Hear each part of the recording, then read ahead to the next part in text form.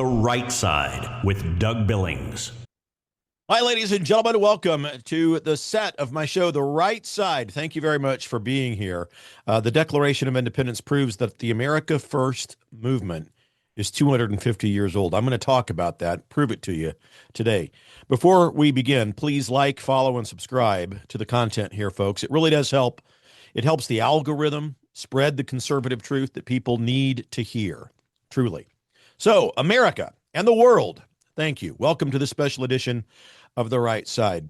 I'm Doug Billings. Today, ladies and gentlemen, I'm going to take you somewhere where cable news channels and the daily news cycle just never goes, straight to the intellectual and spiritual roots of the movement that's reshaping America right now. Because what we're living through under President Trump, it's not a passing political moment. It will go on well beyond Trump.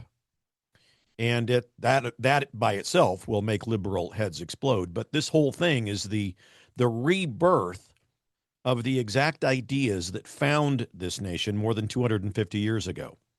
So I'm going to lay it out for you right now with crystal clarity. America First, that slogan, okay? Well, it's not a recent slogan. It's not a modern invention. It was literally codified into the Declaration of Independence, the birth certificate of the United States of America. Have you ever noticed that when reading the Declaration of Independence, it's like it's like an attorney, and it's watching an attorney with a closing argument. It's a meticulous list of grievances against King George. But it was way more than just that. It became the template for a just and moral government everywhere else. The government of the people, for the people, and by the people.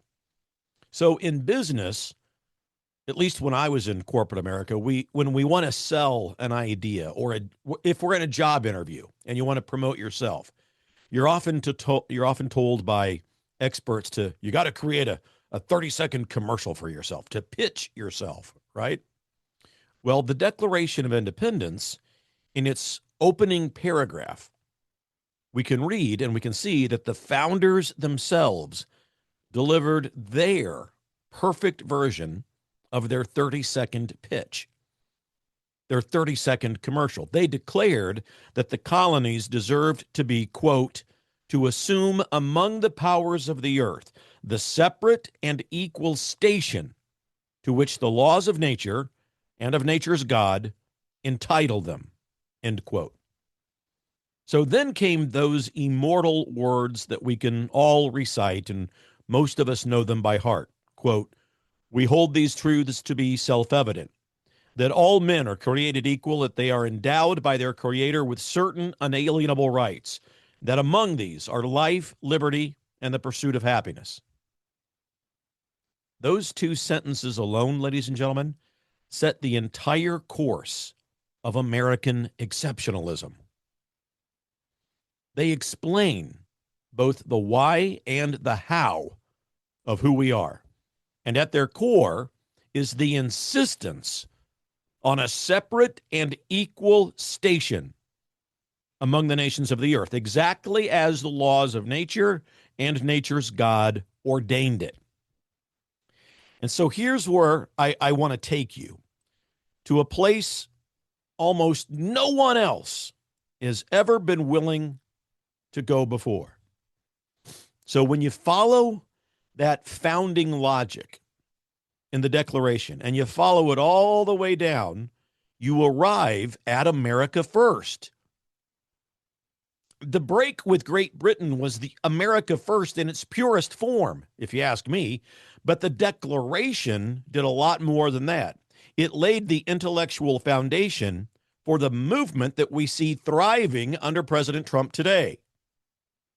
So I'll walk you through every single layer, because this is the deep, proud, conservative thinking that strengthens us and it unites us. First, faith. Faith was central to the founding. Now, the founders themselves were denomination agnostic, right? Long before the First Amendment.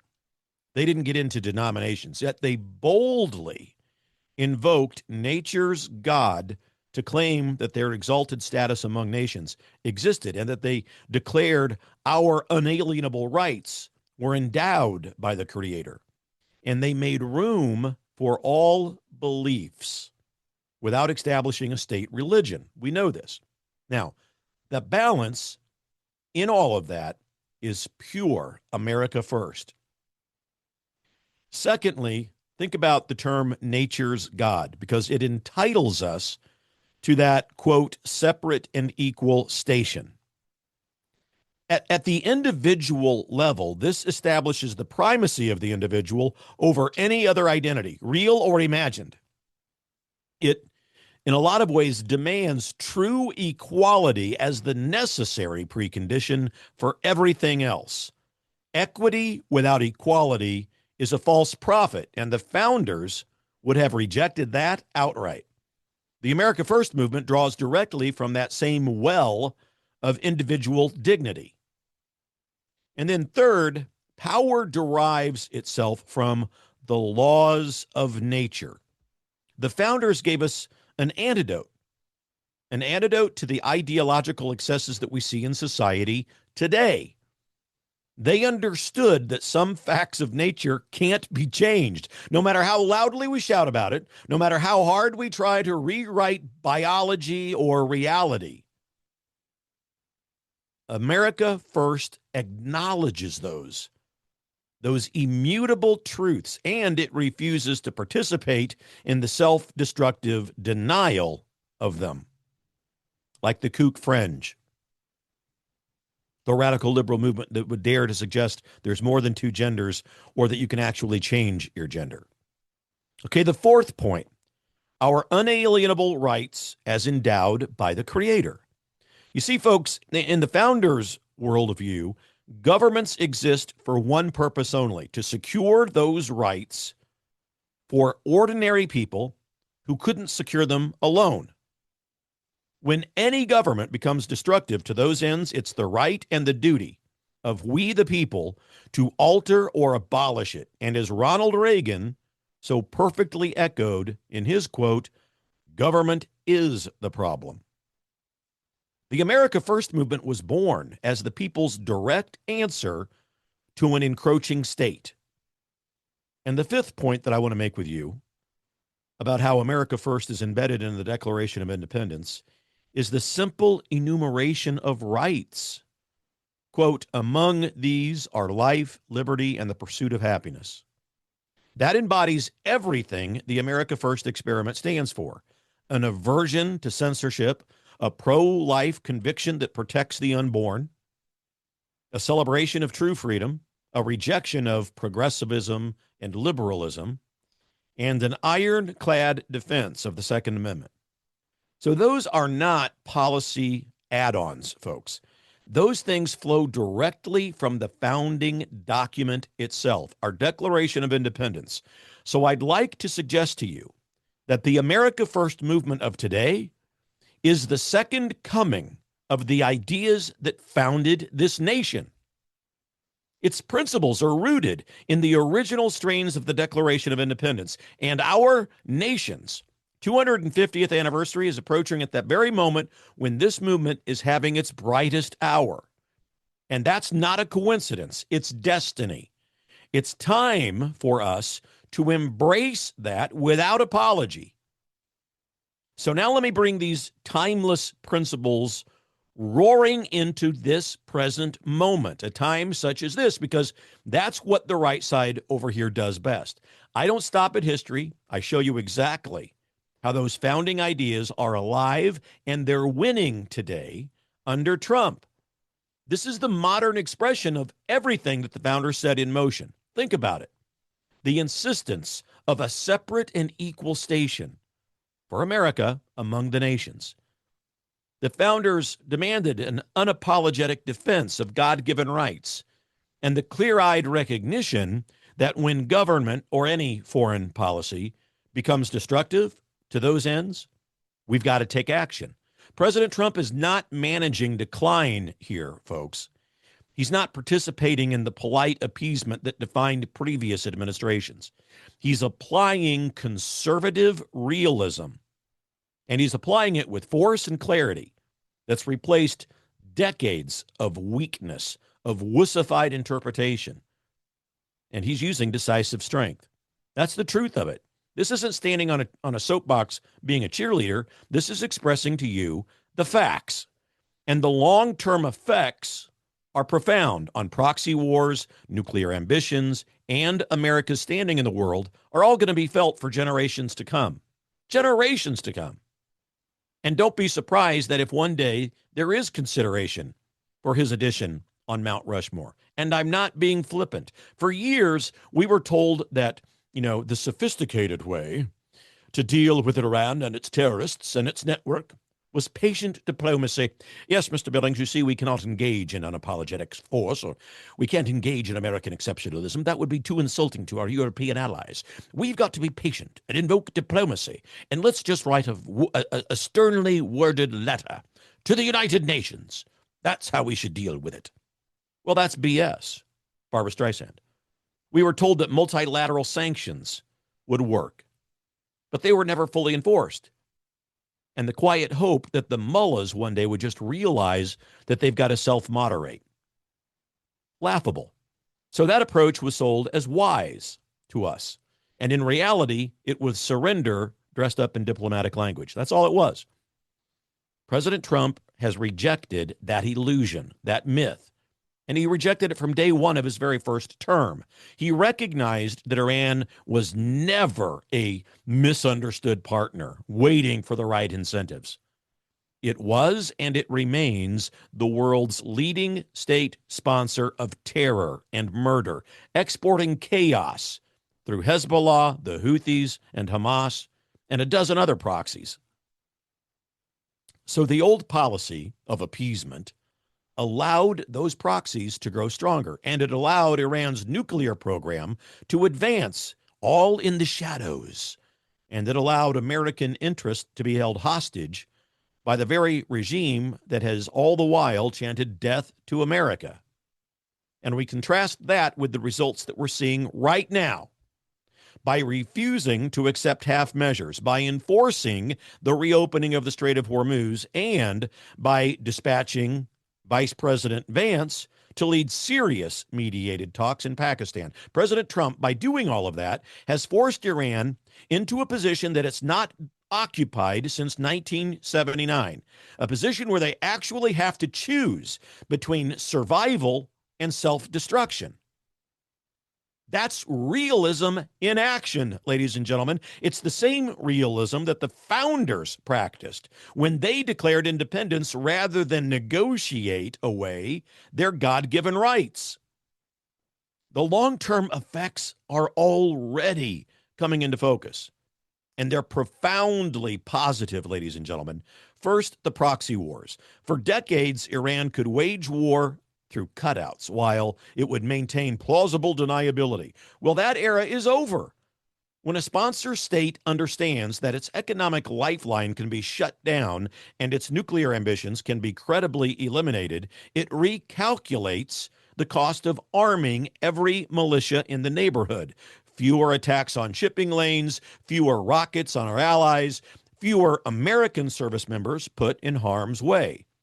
The second thing is the nuclear ambitions. Previous administrations over here offered more carrots, really, than they did sticks. Trump changed the math. And he did that by demonstrating that America is not going to tolerate a nuclear Iran and backing that declaration with real leverage. He's eliminated the program. He's raised the price tag. He's made the regime's own people question whether the mullah's obsession is worth the ruin that it invites. And the third thing is that America's standing in the world has increased. Allies, whether they help us or not, now see the United States leading with purpose. They may well see us leading with purpose out of NATO. Adversaries, at the same time, understand that crossing President Trump carries real consequences. That credibility is the ultimate force multiplier, ladies and gentlemen. It makes diplomacy work. It makes deterrence real. That's the conservative philosophy that's written into the Declaration of Independence, brought to life in real time. The founders didn't declare independence and then just hope that the British would eventually see reason. They asserted their, quote, separate and equal station, and they backed it with action. President Trump is doing the same thing on the world stage. He's not asking Iran to like us. Trump is insisting that Iran respect the limits of American patience and the strength of American resolve. And behind the scenes, the effects about that are even more profound. Iran's proxy network is fractured. Regional partners are aligning more openly with American interests. And inside Iran itself, the regime's image of invincibility is broken, because the economic and the military realities President Trump has imposed have made the cost of aggression too high, even for the hardliners over there. What we're witnessing, my friends, isn't just a tactical win in the Middle East. What we're seeing is the reassertion of conservative truth in a world that had grown too comfortable with progressive liberal fantasies. You know, all of those fantasies and policies about human nature and international relations from liberalism and progressive viewpoints. We're realizing those are pure fiction.